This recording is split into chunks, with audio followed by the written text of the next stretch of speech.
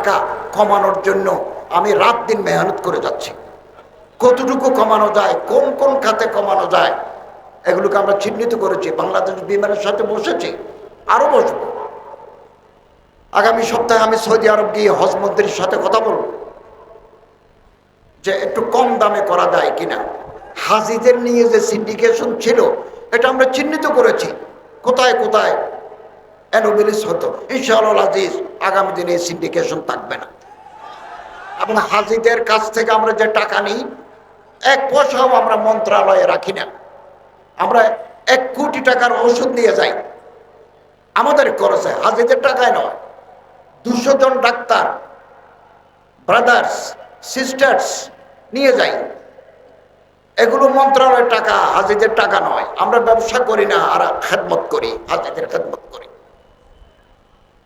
আমাদের মন্ত্রণালয়ের বিপুল স্টাফ যায়। কোনো মানুষ হারিয়ে গেল কিনা, কোনো মানুষ টাকা ফেলে দিল কিনা, কোনো মানুষ অসুস্থ হয়ে রাস্তায় পড়ে আসলো কিনা, এগুলো দেখভালের জন্য আমরা মানুষ নিয়ে যাই। এগুলো হাজিদের টাকায় নয়। 2023 সালে 23,000 থেকে 60,000 টাকা পর্যন্ত আমরা হাজিদের টাকা ফেরত দিয়েছি। কারণ টাকা বেশি নিয়েছিলাম, কর ভাড়া ততটুকু লাগে নাই, ফেরত দিয়েছি। এবং এজেন্সি যারা আছেন তারাও আমাদের সাথে সহযোগিতা করছেন। যারা আমাদের সাথে চুক্তি ভঙ্গ করবেন, আমরা তাদের বিরুদ্ধে আইনানুগভাবে ব্যবস্থা নিচ্ছি, আগামী দিনেও নেব। আমি চেষ্টা করব একটা সুন্দর প্যাকেজ, হজ প্যাকেজ আমরা জাতির কাছে দিতে পারবো। অনেকেই জানেন না, প্রতিটি হাজিকে সৌদি আরব গভর্নমেন্টকে একটা বড় টাকা দিতে হয়। এটা তো আমিও জানতাম না।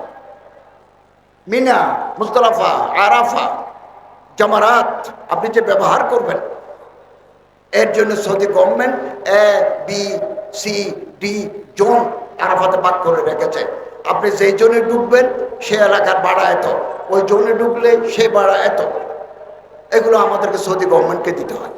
বাংলাদেশ বিমান আগে বেশি ভাড়া দাবি করত।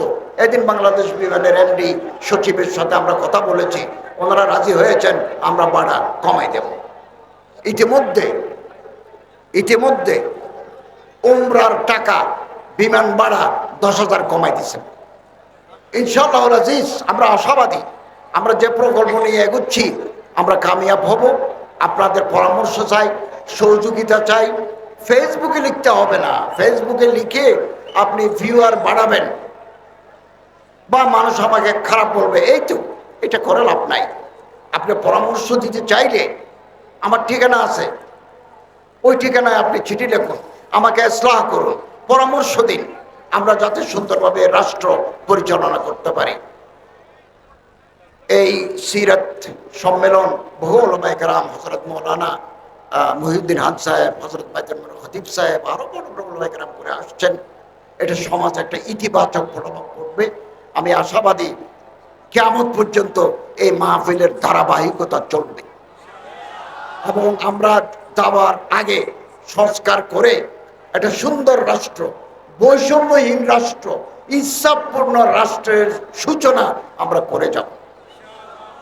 আমরা একটা দরজা খুলে দেব, আগামী দিনে যারা আসবেন সে দরজা দিয়ে সংস্কার সাধন করতে পারবেন।